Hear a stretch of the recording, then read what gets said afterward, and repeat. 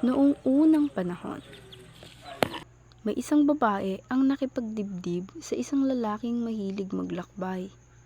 Isang araw, siya ay umalis at hindi na bumalik. Lumipas ang mahabang taon kaya't napilitan ng babae na magpakasal muli. Ngunit ang kanyang bahay ay biglang nabalot ng pagsubok, pagkanulo, kawalan at kawalan ng katarungan. Subalit sa kabila ng lahat, hindi niya pinili ang takot, pinili niya ang tapang, talino at pananampalataya sa katotohanan. Sa paglipas ng mga araw at taon, ang dalawa ay nag-ibigan. Ngunit nabalot ng masamang pangyayari ang kanilang pagmamahalan. Nakulong ang lalaki. Inosente ang lalaki pinakulong nyo. Sinungaling ang testigo. Nagkakamali kayo ng pagkakakulong sa kanya. Ngayon, wala na akong kasama. Parang awa niya na. Pakawalan niyo na siya. Nakita ng pulis ang pagmamakaawa ng babae at ang kagandahan nito. Kaya't umibig siya dito at pagkatapos sabi ng pulis, Napakaganda mo, Binibini. Pumunta ka sa aking tahanan at tayaan mo lamang na gawin ko ang nais kong gawin sa iyo.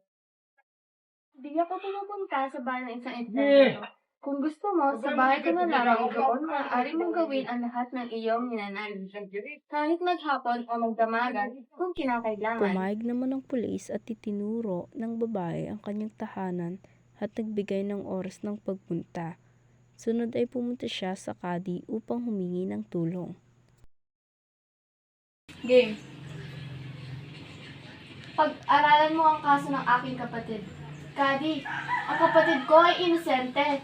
Ngunit, gaya ng pulis, nagbaghani din ang kadi sa kanyang kagandahan. kung totoo ang iyong sinasabi, may magagawa ko upang tulungan ang iyong kapatid na siyasatin ang kanyang kaso. Kung papayagan mo lang ako sa lahat ng aking ninanais at pumunta ka sa aking tahanan. Hindi ako pumupunta sa bahay ng isang estranghero. Kung gusto mo, sa bahay ko na lamang doon maaari mong gawin ang lahat ng iyong ninanais. Kahit maghapon o magdamagan kung kinakailangan. Pumayag naman ang kadi at tinuro naman ang babae ang kanyang tahanan at binigyan ng oras sa pagpunta. Sunod ay pinuntahan siya sa Arabo upang humilis ng tulong. Tulungan mo ako. Tulungan mo ang aking kapatid. Siya ay pinakulong at pinagbintangan kahit siya naman ay inosente. Kung totoo lahat ng iyong sinasabi, may magagawa ko upang tulungan ka. Puntahan mo lang ako sa aking tahanan, pagbibigyan mo ko sa aking mga ninanais. Baka matulungan kita. Di ako pumupunta sa bahay ng isang estranghero. Kung gusto mo, sa bahay ko na lang doon maaari mong gawin ang lahat ng iyong ninanais.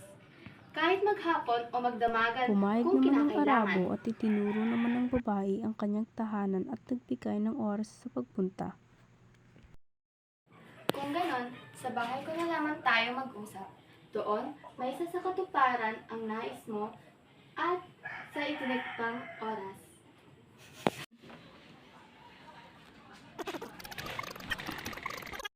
Blah blah blah blah blah blah blah. Blah blah blah. Ipinaliwanag ng babae ang buong pangyayari sa hari at humingi ng tulong. Mahal na hari, ikaw ang pinakamataas at kaya mong gawin ang lahat ng gusto mo. Pakiusap, tulungan mo ang aking kapatid na makalaya.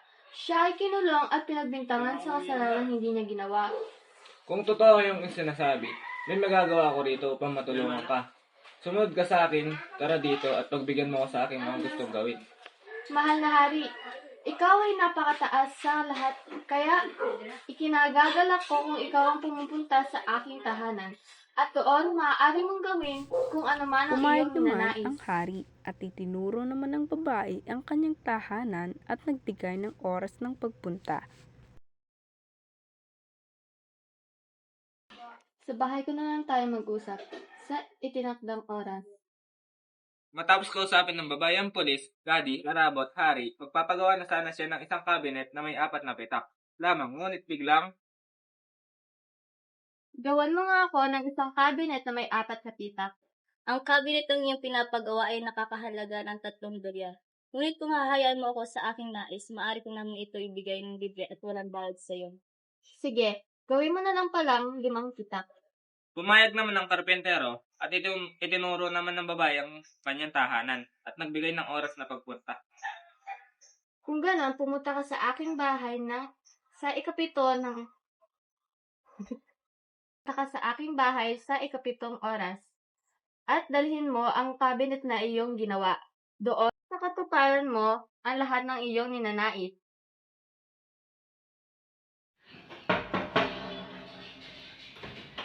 Ito ay ang kadi. Bago pa man simulan ng kadi ang kanyang nais, siya ay pinagpalit ng babae ng Pagkatapos isang nitong katuwang magpalit, damit at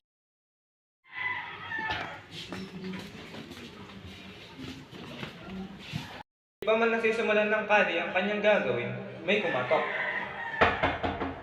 Ay, asawa ko na ata yan. Mayroon ka ng asawa, ano ang aking gagawin? Halika, sumama ka sa akin. Magtago ka muna dun sa cabinet. Walang ano-ano ay nagtago naman ang lalaki.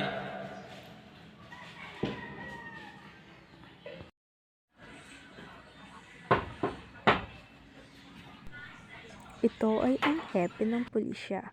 Bago pa man simula ng pulis ang kanyang nais, siya ay pinagpalit ng babae ng isang kakatuwang damit.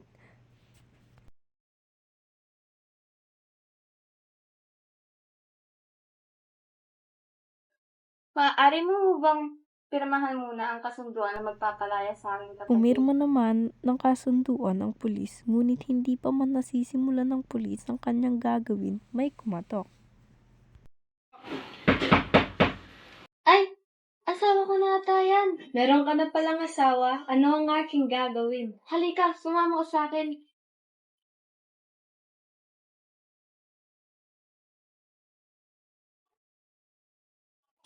Walang ano-ano ay nagtago naman ang pulis. Magtago ka muna sa cabinet.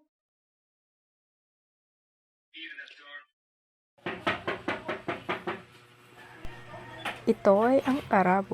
Bago pa man simula ng Arabo ang kanyang nais, siya ay pinagpalit ng babae ng isang kakatuwang damit.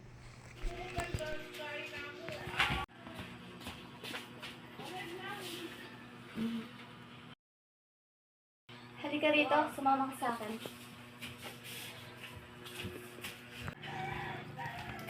Magtago ka muna sa cabinet.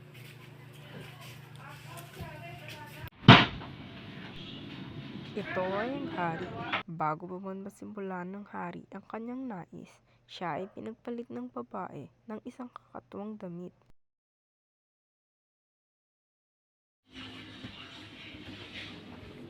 At pagkatapos nitong magpalit, hindi pa man nasisimulan ng hari ang kanyang gagawin, may kumatok. Ay, asawa ko na ata yan. May asawa ka na? Ano ang aking gagawin? Hayaan mo, una, ako ang hari, ako ang ay masusunod. nagmamatigas pa, ngunit paglipas ng ilang minuto, siya ay pumayag din sa babae. Halika rito, sumama ka muna sa akin. Mahal na hari, ang kausapin ko muna siya.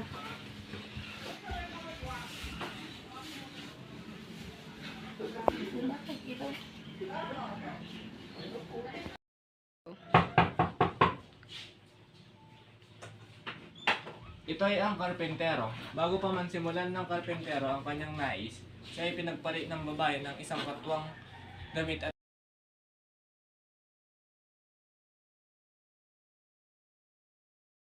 pagkatapos nitong magpalit, hindi pa man nasisimulan ng karpentero ang kanyang gagawin, sinabi ng babae. Sandali, bago mo muna gawin ang iyong ninanais, nais ko munang subukan mo ang iyong ginawang cabinet. Kung kakasya ba ang isang tao dito? Hindi kakasya ang isang tao riyan. Halika, Pumunta ang subukan mo. babae kung saan nakakulong ang kanyang asawa.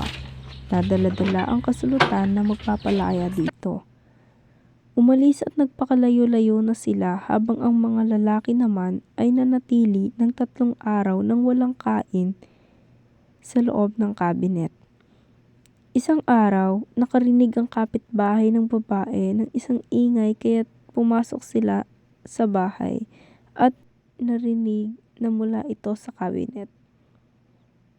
natagpuan nila ang 5 lalaki at pinagtawanan. Sa huli, nakarinig ang mga kapitbahay ng babae ng isang ingay na nagmumula sa lahat ng lalaki kaya't pumasok sila dito upang malaman kung ano ang pinagmumulan nito. Dahil wala namang nakatira doon at doon nila natagpuan ang lahat ng lalaki, pulis, kadi, arabo, hari at karpintero. Lahat ay nalinlang at nabighani. Nagsimula na rito ang pagkabunyag ng katotohanan. Dahil sa mga kanilang suot, sila ay hiyang-hiya sa mga taong nakakita sa kanila. Lumakad sila na nagtatakip ng kanilang mga mukha at nagtatago ng sarili sa mga suot nila.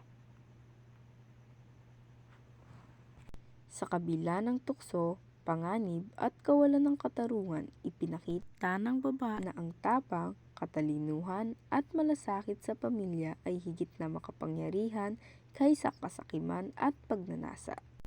Ipinapaalala din ng kwento na ito na ang tunay na lakas ng tao ay hindi nasusukat sa kapangyarihan, kundi sa sakripisyo, talino at katapangan ng isang tao.